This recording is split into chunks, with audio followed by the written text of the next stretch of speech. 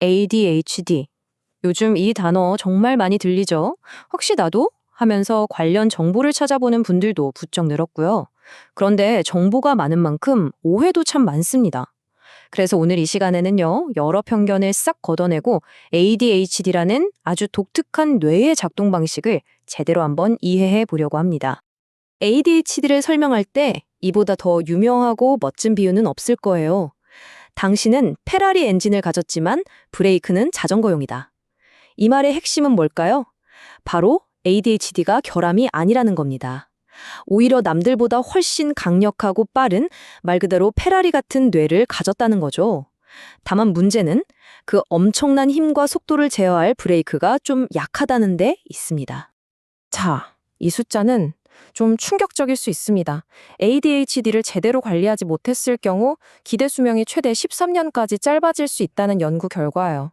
이게 어느 정도냐면 매일 담배를 한 갑 이상 피우는 것보다도 건강에 더 안 좋다는 뜻입니다.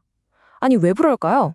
충동 조절이 어려워서 생기는 각종 사고의 위험, 그리고 우울증이나 불안장애 같은 다른 문제들이 함께 따라올 확률이 높기 때문이에요. 그만큼 ADHD를 제대로 아는 게 정말 중요합니다. 그럼 가장 큰 오해부터 한번 풀어볼까요? ADHD는 주의력이 부족한 게 아닙니다. 오히려 자신이 진짜 좋아하는 일에는요, 보통 사람들은 상상도 못할 정도로 깊게 파고드는 초집중 상태에 빠져들 수 있어요.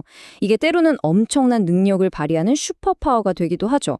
문제는 그 집중력의 스위치를 내 마음대로 껐다 켰다 하기가 어렵다는 거예요. 그래서 주의력 결핍이 아니라 주의력의 비일관성이라고 부르는 게 훨씬 더 정확한 표현입니다. 그래서 오늘은요, ADHD를 가진 사람들의 실제 경험부터 시작해서 우리 뇌가 어떻게 돌아가는지, 그 원인은 뭔지, 그리고 마지막으로 제일 중요한 거, 이 강력한 뇌를 어떻게 업그레이드할 수 있는지까지 차근차근 알아보겠습니다. 자, 그럼 ADHD를 가진 사람들은 세상을 어떻게 정황할까요? 우리가 흔히 생각하는 산만함이라는 한 단어로는 도저히 설명할 수 없는 그들만의 독특한 세계로 한번 들어가 보겠습니다. ADHD의 핵심은 바로 자기 조절과 충동 억제가 어렵다는 데 있어요. 예를 들어 볼게요. 아침에 아이한테 오리브라고 했는데 10분이 지나도 속옷바람으로 돌아다니고 있거나 양말 한 짝만 겨우 신고는 갑자기 다른 데 꽂혀 있는 거죠. 옷 입기라는 단순한 일조차 여러 단계로 쪼개진 과제인데 이걸 끝까지 해내는 걸 너무 힘들어하는 거예요. 또 재미없는 일에는 내적인 동기부여가 거의 생기지 않아서 일상의 수많은 과제 앞에서 좌절을 겪곤 합니다. 이거 정말 재밌는 부분인데요. ADHD 뇌의 시간 개념은요, 딱 두 가지밖에 없어요. 바로 지금 당장이랑 나중. 그냥 나중이에요. 그래서 한 달 뒤에 마감인 과제는요, 그냥 나중일 뿐 아무런 감흥도 긴급함도 주지 못해요. 그러다가 마감일 바로 전날이 돼서야 그 일이 드디어 지금 당장의 영역으로 들어오는 거죠. 그때부터 불이 나게 일을 시작하게 되는 겁니다. 그리고 이건 정말 중요한 특징인데요. 거절 민감성 불쾌감, 줄여서 RSD라고 부릅니다.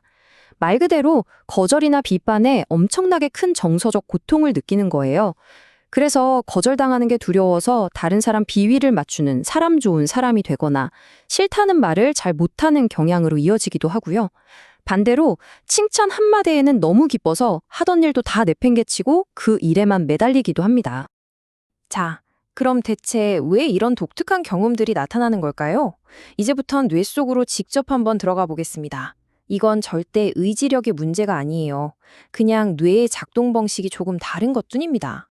우리 뇌에는 서로 반대로 움직이는 두 가지 중요한 네트워크가 있어요. 하나는 뭔가에 집중할 때 켜지는 집중 네트워크, 또 다른 하나는 멍 때리거나 공상에 빠질 때 켜지는 공상 네트워크입니다.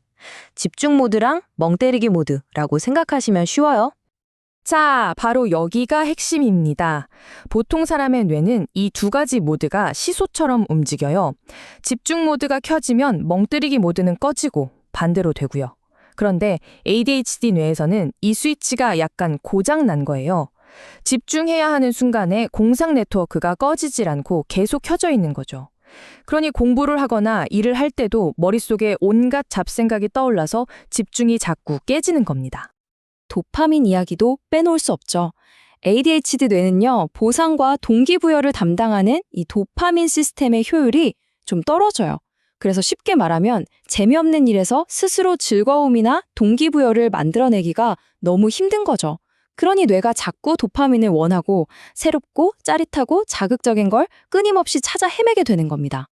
그럼 이런 ADH 도대체 왜 생기는 걸까요? 혹시 어릴 때 뭘 잘못 먹어서? 아니면 부모님이 잘못 키워서? 이런 궁금증 많으셨죠? 과학적으로 한번 그 원인을 파헤쳐 보겠습니다. 이 그래프 하나면 사실 설명이 끝납니다. 여러 쌍둥이 연구를 종합해보면 ADHD의 유전 가능성이 무려 76%에 달해요. 이게 어느 정도냐면요. 우리가 부모님한테 키를 물려받을 확률이랑 거의 비슷한 수준입니다. 한마디로 상당 부분은 타고난다는 거죠. 아, 그렇다고 오해하시면 안 돼요. 무슨 ADHD 유전자라는 게 딱 하나 있어서 그걸 물려받고 말고 하는 그런 단순한 개념은 아니고요. 뇌 발달에 관여하는 여러 유전자들이 복합적으로 작용하고 여기에 환경적인 요인이 더해져서 나타나는 거라고 보시면 됩니다. 물론 환경적인 영향도 무시할 순 없어요. 임신 중에 엄마가 술이나 담배에 노출됐거나 아이가 너무 일찍 태어났거나 하는 요인들이 ADHD가 나타날 가능성을 높인다는 연구들이 있습니다. 근데 여기서 진짜 중요한 건 이게 직접적인 원인이 아니라 어디까지나 위험도를 높이는 요인이라는 거예요. 그러니까 내가 잘못 키워서 우리 아이가 ADHD가 됐다는 건 절대 아니라는 점 꼭 기억해 주세요. 자, 그럼 이제 제일 중요한 이야기로 넘어가 보죠. 이 강력한 페라리 엔진, 어떻게 하면 잘 다룰 수 있을까요? 엔진 자체를 바꿀 순 없지만 브레이크는 얼마든지 업그레이드 할 수 있거든요. 아주 희망적이고 또 실용적인 방법들을 알려드릴게요. 자, 브레이크를 튼튼하게 만드는 구체적인 방법 3가지입니다. 첫째, 호흡.